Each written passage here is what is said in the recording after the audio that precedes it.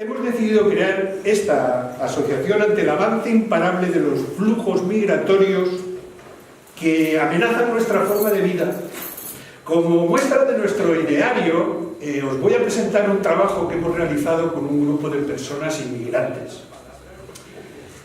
Nuestro objetivo con ellos fue hacerles conocer o ayudarles a conocer la raíz de sus problemas, y de esa manera, y siendo conscientes, podremos enseñarles el buen camino y ayudarles a ser como nosotros. Avanzados, civilizados, seremos productivos, globales y universales.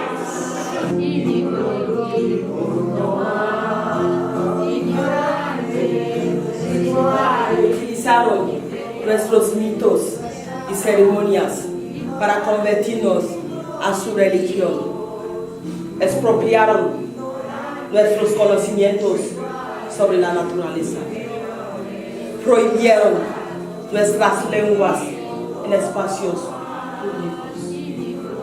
Nos quitaron los recursos naturales. Dividieron el mundo en dos: los colonizados y los colonialistas, los humanos y los subhumanos.